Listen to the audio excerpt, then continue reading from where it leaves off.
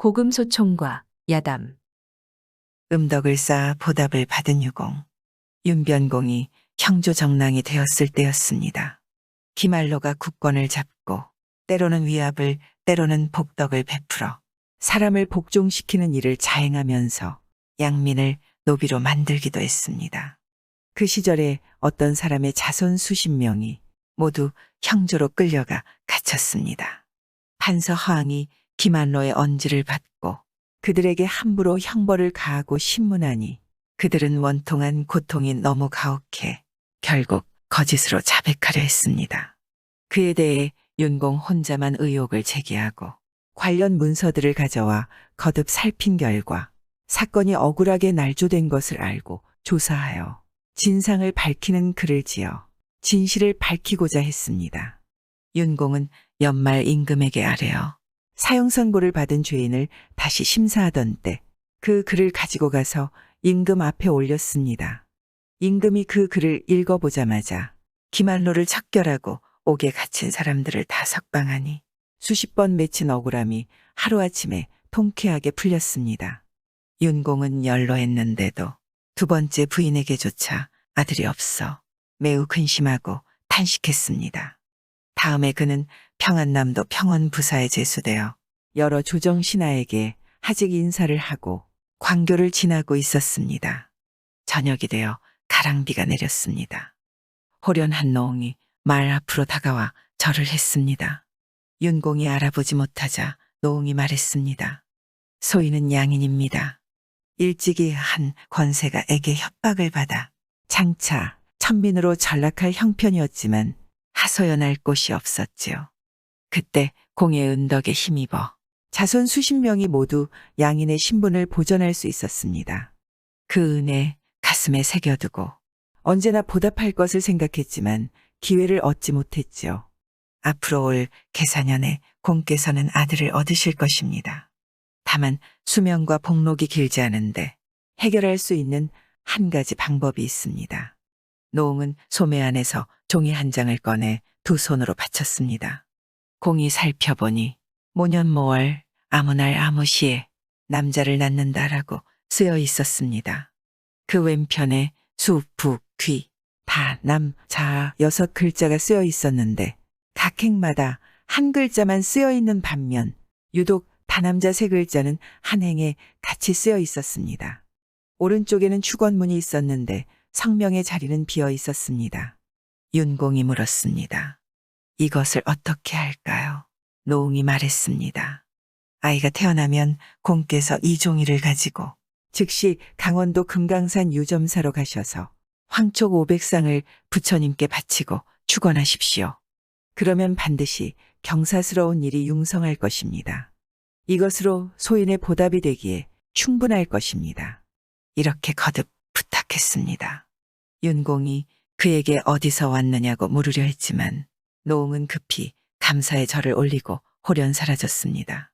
윤공이 크게 놀라고 이상하게 여겨 집으로 돌아와 종이를 깊이 감춰두었습니다. 계사년이 되자 과연 아들 기준이 태어났습니다. 공은 즉시 유점사로 가서 노옹의 말대로 후하게 불공을 드렸습니다. 축원문 빈 곳에 성명을 써넣고 불전에 올렸습니다. 축원이 끝나고 종이를 꺼내보니 수자 아래에는 가히 장수할 수 있다라는 두 글자가 쓰여 있고 부자 아래에는 스스로 넉넉하다는 두 글자가 쓰여 있었습니다. 귀자 아래에는 비할 바 없다는 두 글자가 쓰여 있고 다남자 아래에는 모두 귀하게 된다는 두 글자가 쓰여 있었습니다. 이 8글자는 모두 짙은 청색으로 머리카락처럼 가늘고 똑바른 해서체였는데 그렇게 된 까닭을 알 수가 없으니 윤공이 더욱 경이롭게 여겼습니다. 윤공이 돌아와서는 괴짝을 만들어 종이를 깊이 감춰두었습니다. 그 뒤 기준이 장성했으니 그가 곧 오음공 두수입니다. 두수는 78살까지 살았고 벼슬은 영의정에 이르렀으며 부를 충분히 누렸습니다. 5 아들도 모두 부귀를 누리고 현달했습니다.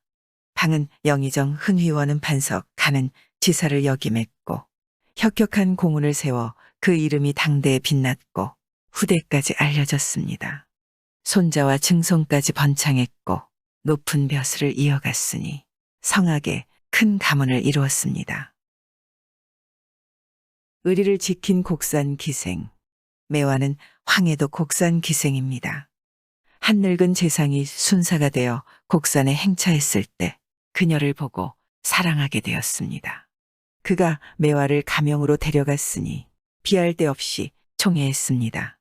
이때 한 명사가 곡산 언으로 와서 순사를 처음 뵈었습니다. 그때 잠시 매화의 아름다운 모습을 보고 그녀를 차지할 마음으로 관아에 돌아왔습니다. 그러고는 매화의 어미를 불러 따뜻한 낯으로 대하며 선물을 후하게 주었습니다. 그 뒤로 어미를 계속 불러와 쌀이며 고기, 돈이며 비단 등을 주었습니다. 몇 달을 이렇게 하니 어미가 계속 이상하게 여기다가 하루는 이렇게 물었습니다. 소인과 같이 미천한 것을 이렇게 아껴주시니 황공에서 몸둘 바를 모르겠나이다. 그런데 사또님께서 무슨 생각으로 이러시는지 모르겠습니다. 원이 말했습니다. 너는 비록 늙긴 했지만 본래 명계이기에 함께 심심풀이나 하려 했다. 너와 친해서 그런 것이니 별다른 뜻은 없다. 하루는 늙은 기생이 또 물었습니다. 사또님께서는 분명 소인에게 원하는 것이 있어 이처럼 정답고 친절하게 대하시는 거겠죠. 어찌 분명하게 말씀해 주시지 않습니까? 소인이 입은 은혜가 망극하니 설사 끓는 물속이나 불 속으로 들어가라 하셔도 피하지 않을 것입니다. 원이 말했습니다. 사실은 내가 가명에 갔을 때 자네 딸을 보고 연모하게 되어 잊을 수가 없으니 거의 병이 날 지경이네. 자네가 좀 데려와서 한 번이라도 다시 보게 해준다면 죽어도 여한이 없겠네. 늙은 기생이 웃으며 말했습니다. 그건 일도 아니지요. 왜 일찍 말씀해 주시지 않았나요? 마땅히 데려오겠습니다. 어미는 집으로 돌아와 딸에게 편지를 썼습니다.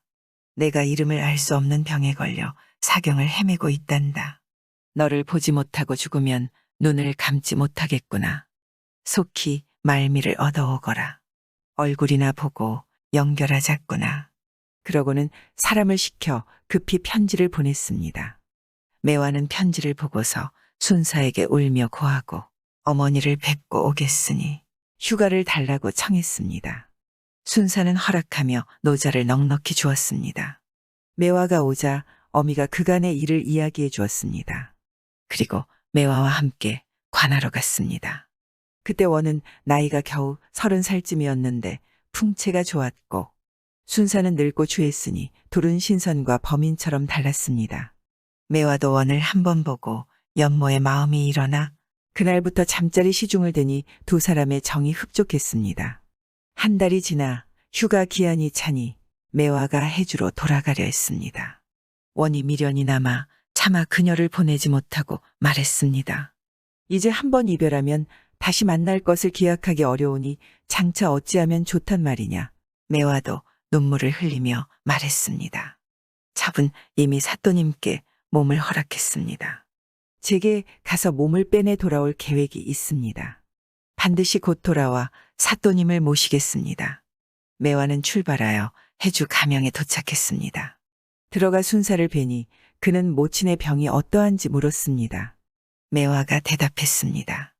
병세가 위독했지만 다행히 좋은 의원을 만나 차도를 보았습니다. 그러고는 전처럼 동침하는 방으로 향했습니다. 매화가 울면서 말했습니다. 천첩이 영감님의 은혜와 사랑을 받은 지 오래되었습니다. 번화한 때에 더불어 편안히 즐겼는데 오늘 이런 일을 당했다고 어찌 배반하고 집으로 돌아가겠습니까? 저도 따라 죽겠습니다. 며칠 뒤 죄인이 맞아 죽었다는 소식이 들렸습니다. 그러자 죄인의 처가 목을 메어 죽었습니다. 매화는 죄인의 처를 염하고 입관해 주었습니다.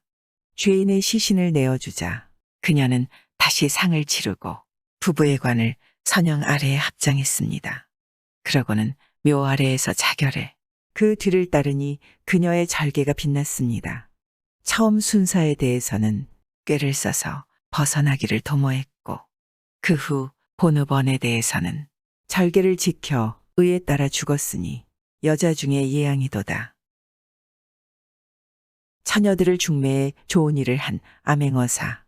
옛날에 한 암행어사가 모읍에 도착해 바깥 촌락에서 암행을 하고 있었습니다.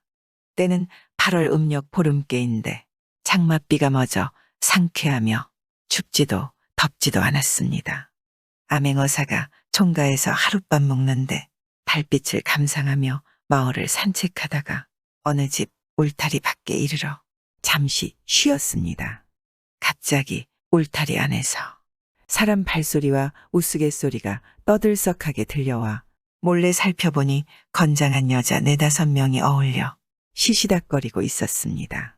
그중 한 여자가 말했습니다. 오늘 밤 조용하고 달이 밝아 적적하니 우리 태수 놀이하지 않을래? 다른 여자들이 모두 그러자 고 호응했습니다. 여자들이 스스로 배역을 정했습니다. 한 명은 태수, 한 명은 형방, 한 명은 관아에서 명을 전달받아 큰 소리로 다시 전달하는 종인 급창, 한 명은 관아에서 잡무를 보는 하급 관원인 사령, 또 한 명은 박좌수가 되었습니다. 잠시 뒤 태수가 형방에게 분부했습니다. 모 고을 박좌수를 속히 잡아들여라. 형방이 급창에게 명을 전하자 급창은 사령에게 전했습니다. 사령이 높은 소리로 길게 답하고 박좌수를 끌어다 그 아래 꿇어앉히고 말했습니다. 잡아들였나이나. 태수가 분부했습니다. 여자가 태어나 가정을 갖고자 하는 것은 사람에게 큰 인륜이니 패할 수 없다. 사람이라면 부모된 마음이 다 같을 텐데 너는 딸 5을 두었으면서도 모두 혼인할 때를 넘기게 하고 아직 혼사를 의논하지 않으니 장차 인륜을 패하고자 하느냐. 너는 가장으로서 이를 생각지 않고 혼처 구하는데도 뜻을 두지 않으니 어찌 아비의 도리를 다했다고 할 수 있겠느냐. 형방이 그 말을 급창에게 전했습니다. 분부를 들으렸다. 좌수가 꿇어앉아 대답했습니다. 소인도 사람이니 어찌 그 점을 생각할 줄 몰랐겠습니까? 언제나 마음속으로 걱정하고 고민해왔습니다만 소인의 가세가 비난하니 누가 가난한 집 여자를 받아주겠습니까? 또 합당한 신랑감도 없어 아직 혼사를 정하지 못했습니다. 제 죄를 알겠나이다. 제 죄를 알겠나이다. 태수가 말했습니다. 어느 마을 이좌수 집에 20살 총각이 있고 어느 마을 김좌수 집에 19살 총각이 있고 어느 마을 서별감 집에 20살 총각이 있고 어느 마을 최도감 집에는 17 총각이 있고 어느 마을 강별감 집에도 16살 총각이 있는데 어찌 합당한 곳이 없다고 하는가. 모든 것은 내가 끌어댄 변명이니 더 이상 말하지 말거라. 속속히 통혼하고 태기를 하여 혼례를 성사시키는 것이 마땅하고 마땅할지어다. 좌수가 답했습니다. 분부가 지당하옵니다. 삼가 마땅히 속히 도모하겠나이다. 태수가 말했습니다. 박좌수를 끌어내라. 사령이 소리 높여 아뢰었습니다. 끌어내라 합시오. 처녀들은 서로 박수를 치며 크게 웃고 일제히 흩어졌습니다. 암행어사는 처음부터 끝까지 자세히 다 구경하고 그 해괴함의 웃음을 이기지 못했습니다. 그러다 처녀들의 사정을 생각하니 도리어 슬프고 불쌍한 마음이 들었습니다. 다음 날 암행어사가 동네를 염탐하니 과연 그 집은 박좌수 집이었고 딸이 5 있었습니다. 장녀는 23살, 그 다음은 쌍둥이로 21살, 그 다음은 19살, 가장 어린 딸이 17살이었습니다. 박좌수란 사람은 집안 형편이 가난할 뿐 아니라 어리석어 사리를 알지 못해서 5 딸이 혼인할 때를 넘긴 지가 오래되어도 이를 심각하게 생각하지 못하고 걱정할 줄도 몰랐습니다. 딸들도 평소 가르침을 받지 못해 나이를 먹어도 바느질이나 절구질 같은 것을 할 줄 몰랐습니다. 오직 놀기만 하며 세월을 보냈으니 그들을 원하는 남자가 없었다 합니다. 또 여인들이 말했던 총각들이 사는 곳을 염탐해보니 과연 어젯밤에 들은 바와 조금도 차이가 없었습니다. 그래서 읍내로 들어가 암행어사 출두를 하고 얼른 박좌수란 자를 관가 마당으로 잡아오게 해 지난밤 처녀들이 하던 대로 그 죄를 따졌습니다. 박좌수는 과연 합당한 신랑감이 없다는 말로 변명했습니다. 어사가 처녀들이 말한 대로 차례차례 신랑감들을 꼽으면서 말했습니다. 내가 이렇게 합당한 곳들을 아는데 어찌 혼인을 의논하지도 않고 한결같이 합당한 곳이 없다는 말로 핑계만 대는고. 박좌수가 말했습니다. 그걸 모르는 바 아니오나 가난하고 배운 것도 없는 여자를 누가 며느리로 맞아주겠습니까? 그래서 감히 남 앞에서 입을 열 수가 없었나이다. 어사가 말했습니다. 너는 딸들이 어릴 때는 가르치지 않았고 커서는 인륜을 패했으니 아비의 도리가 어디에 있단 말이냐. 내 당장 오늘 안으로 혼인을 정해줄 것이로다.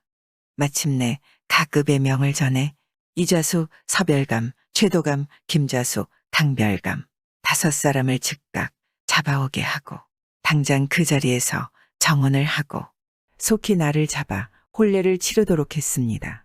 또 각 고을원에게는 혼수를 알맞게 지급하도록 하고 그들 역시 혼례 치르는 일을 독려하게 했습니다. 혼례를 치르고 나서 일의 전말을 즉각 보고하라는 분부도 내렸습니다. 누가 감히 어사의 분부를 어기겠는가. 마침내 찍소리도 못하고 같은 날로 택일에 5 처녀의 혼사를 일시에 치렀다 합니다. 남경으로 가서 장사한 상인 정씨. 옛날에 정씨 성을 가진 큰 상인이 있었습니다.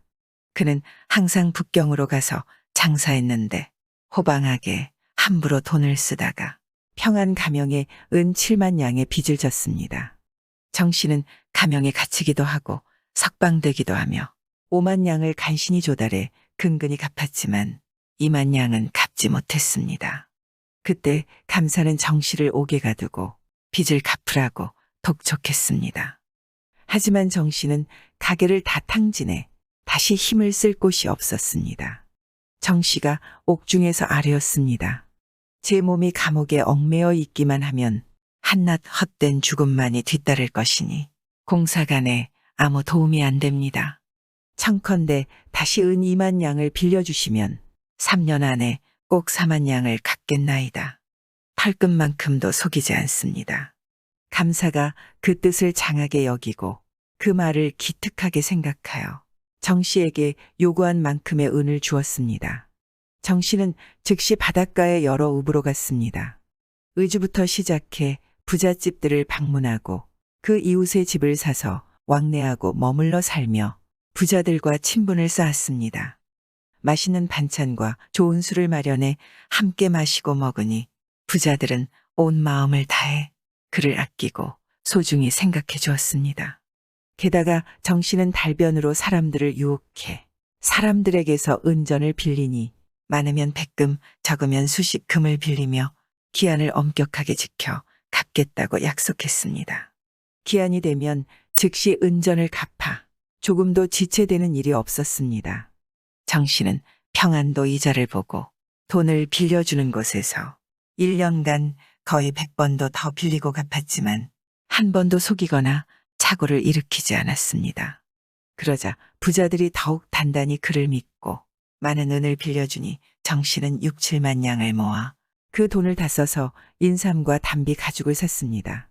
그는 남은 돈으로 건장한 말을 사서 그것들을 다 싣고 다시 북경으로 갔습니다. 그가 북경에서 머문 집의 주인은 옛날에는 큰 상인이었는데 정 씨에게 호감을 가졌습니다. 정 씨가 말했습니다.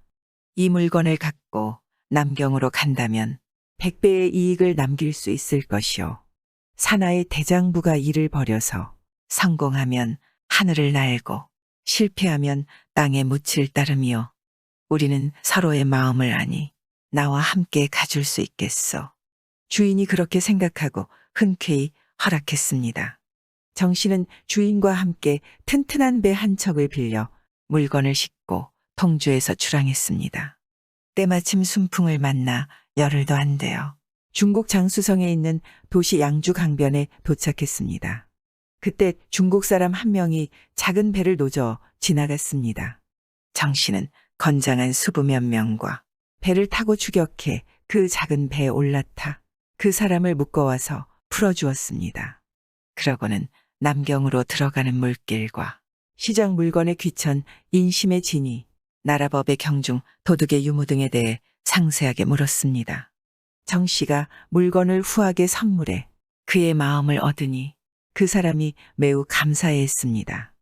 일이 성사되기만 하면 꼭 더 많이 보상하겠다 하니 그 사람은 하늘을 가리키며 정 씨를 위해 죽겠다고 맹세했습니다. 마침내 정 씨는 양주강에서 조류를 따라 들어가 곧바로 남경 근처에 있는 석두성 아래에 이르렀습니다. 중국 사람의 집이 즐비한 강변에 배를 댔습니다. 다음 날 정 씨는 장계가 있는 수부면 명과 함께 중국 옷으로 갈아입고 그 사람을 따라 남경 성 안으로 들어갔습니다. 십리나 이어진 누각 집들마다 주렴이 번쩍거리며 드리워 있었으니 모두 보물가게였습니다. 거기에는 보화가 산더미처럼 쌓여 있었습니다. 그 사람이 정 씨를 이끌고 한 약방으로 가서 말했습니다. 이분은 조선 사람인데 귀한 물건을 갖고 오셨소이다. 몰래 매매할 것이니 발설하지는 마시오. 약방 영감이 매우 기뻐하며 개를 함께 하는 부자를 불러와 매매할 것을 약속하니 정 씨가 인삼과 담비 가죽을 가져와 점포에 늘어놓았습니다. 하나하나가 다 신선하게 정선된 것이었습니다. 남경 약방은 조선 인삼을 귀하게 여겨온 터라 약방 영감은 조선에서의 인삼 가격보다 수십 배 높은 가격을 불렀습니다. 정 씨는 돈을 많이 모아 중국 사람에게 후하게 보상하고 북경으로 돌아와 주인에게도 수천 금을 주었습니다. 또 수부들에게도 각각 1000금씩 나눠주었습니다. 정 씨는 본국으로 돌아와 불과 몇 달 사이에 가명의 은 4만 양을 갚았고 바닷가 부잣집에서 빌린 돈과 이자도 남김없이 갚았습니다. 그러고도 남은 돈 수만 양을 갖게 되었습니다. 정 씨는 감사를 찾아가 그간의 일을 보고하고 남경 물건 중 가장 귀한 것을 5발이나 선물하니 감사가 그를 매우 기특하게 여기고 감탄했습니다. 이 사람이야말로 진짜 큰 영웅이로다. 내 사람을 잃지 않았노라. 감사가 정 씨를 재상에게 천거하니 정 씨는 그 뒤로 진장을 여러 번 거쳤다고 합니다. 폐가에서 항우를 만난 조선 선비. 묵과를 준비하던 선비가 하나 있었는데 그 이름은 잊혀졌습니다. 마을에는 폐가가 있었는데 귀신이 나온다고 버려진 집이었습니다. 과거를 준비하던 다른 선비들 몇 명이 그 집에 가서 도박이나 하자고 약속했습니다. 선비는 먼저 가서 청소를 하고 기다렸습니다. 촛불을 켜고서 자리를 펴고 앉아 있는데 갑자기 큰 비가 내렸습니다. 이미 저녁종이 울린지라 사람이 왕래할 수 없게 되었습니다. 선비는 촛불을 잡고 혼자 앉아 있었습니다. 삼경이 되자 홀련 군마 소리가 들려왔습니다. 선비는 놀라고 의아해했습니다. 눈을 짓뜨고 바라보니 한 장군이 칼을 찬 채 말을 타고 있었고 무수한 갑병도 따라 들어왔습니다. 선비는 마루에서 내려와 계단 아래에 엎드렸습니다. 장군을 보니 눈동자가 겹이었고 타고 있는 말은 검은 털과 흰 털이 섞인 말인 오추마로 항우가 탔다는 준마였습니다. 장군은 계단 앞에 이르러 말에서 내려 선비를 일어나게 하고 이렇게 말했습니다. 나를 따라 마루에 오르도록 하라. 선비는 두려워 벌벌 떨면서 숨죽여 뒤를 따라 마루에 올랐습니다. 장군은 윗자리에 앉더니 그 사람에게도 앉으라 하고 물었습니다. 너는 내가 누군 줄 알겠느냐? 그는 사기를 대략 이해하기에 대답했습니다. 장군의 눈을 보니 겹으로 된 눈동자이고 타신말이 오추마이오니 서초패왕 아니십니까? 장군이 웃으며 답했습니다. 그렇다. 내 패공과 8년 전쟁을 하다가 결국 그에게 패했지. 세상 사람들은 나를 어떤 사람으로 보는가? 나는 전장에서 지력이 모자랐던 게 아니야. 하늘이 날 버렸던 것이지. 세상 사람들이 그걸 아는가? 선비가 말했습니다.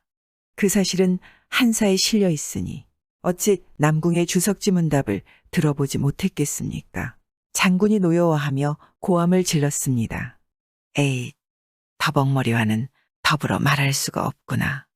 한사라는 것은 내가 죽고 몇 년 뒤에 나온 것이니 내 어찌 알겠느냐. 내가 다 말해보거라. 선비가 대답했습니다.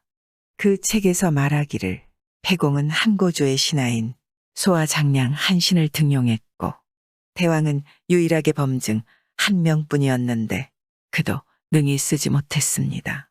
그런 까닭으로 승패가 결정되었다 합니다. 장군이 혀를 차고 탄식하며 말했습니다. 과연 그런 일이 있었지. 나 역시 후회한다네. 선비가 말했습니다. 소생이 평생 탄식하고 애석하게 여겨온 것이 있는데 대왕께 여쭤보아도 되겠습니까? 무엇이냐?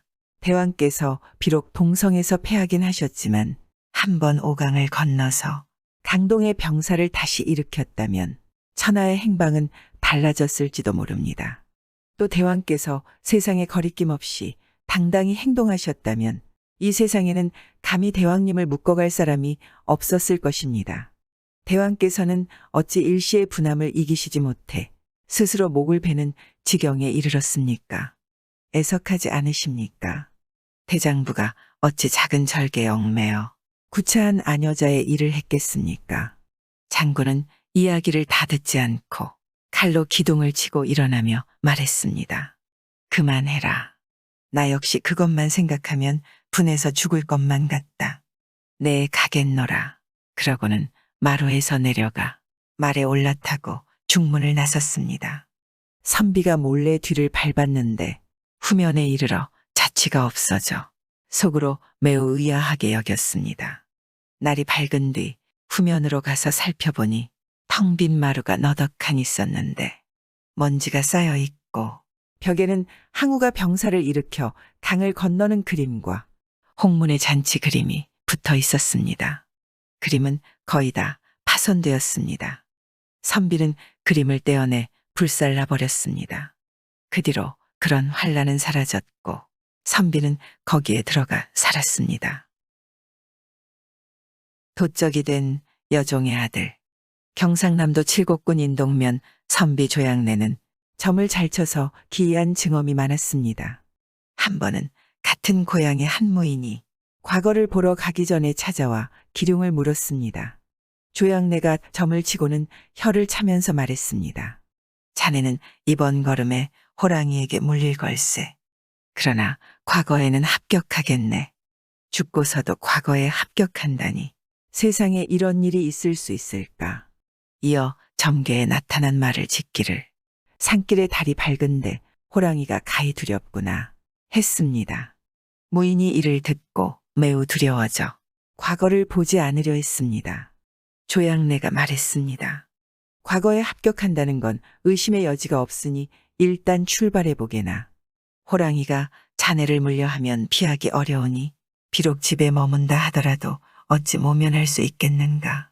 무인도 그 말이 맞다고 생각해서 마침내 출발했습니다. 이틀을 가니 사람이 없는 곳에 이르렀습니다. 마침 해도 지고 달이 떴는데 홀련 뒤를 따라오던 한 도적이 갑자기 앞으로 나타나 말 위에서 무인을 끌어내렸습니다. 도적은 무인의 목을 조르고 가슴을 밟고서 칼을 꺼내 무인에게 겨누었습니다. 무인이 말했습니다. 내가 바라는 것은 재물이다. 나의 행장과 옷, 말을 너에게 다 줄 테니 꼭 나를 죽일 필요까지 있느냐? 내가 내 부모의 원수도 아닌데 어찌 이렇게까지 하느냐? 도적이 말했습니다. 내가 왜 너의 재산을 노리겠느냐? 내가 우리 부모의 원수가 아니라면 내가 어찌 이런 행동을 하겠느냐? 무인이 말했습니다. 나는 평생 사람을 죽인 적이 없는데 너와 원수가 될 리 있겠느냐? 도적이 말했습니다.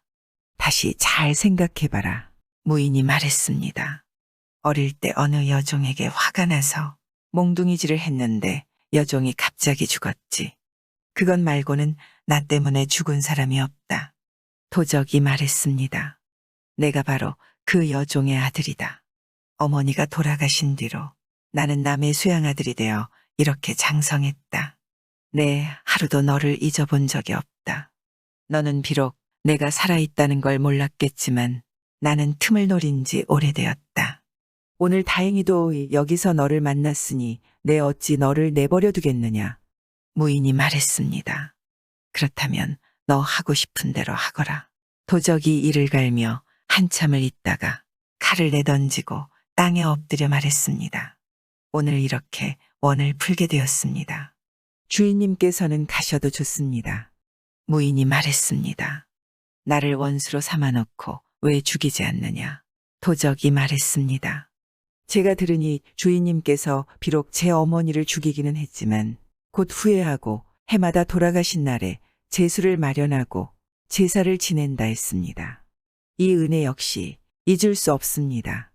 주인이 종을 죽였는데 종이 어찌 감히 보복할 수 있겠습니까마는 원하님 마음에 맺혀 있어 한번 씻으리라고 생각했습니다. 오늘 주인님의 목을 조르고 칼을 겨누었으니 비록 해치지는 못했지만 뜻은 조금이나마 풀었습니다. 종으로서 주인을 능멸함이 이 지경에 이르렀으니 그 죄 용서받기 어렵습니다. 소인은 이제 주인님 앞에서 죽겠습니다. 무인이 말했습니다. 너는 진정한 의사로다. 어찌 죽는단 말이냐? 나와 함께 한양으로 올라가자꾸나. 내 마땅히 너를 잘 봐줄 것인즉 어찌 이 일을 다시 떠올리겠는가. 그러고는 도적의 이름을 물으니 그가 이렇게 대답했습니다. 소인의 이름은 호랑입니다. 주인의 목을 조른 놈이 어찌 다시 그분의 종이 될 수 있겠습니까? 호랑이 갑자기 칼을 꺼내 자결하고 땅에 쓰러졌습니다. 무인은 크게 놀랐습니다. 자기도 모르게 눈물이 펑펑 쏟아졌습니다. 가까운 마을로 가서 그 사연을 이야기하니 마을 사람들이 모두 놀라 힘을 합해 시신을 거두어 묻어주었습니다. 무인은 상경에 과연 장원급제했습니다. 구독과 좋아요, 알람 설정 부탁드리옵니다.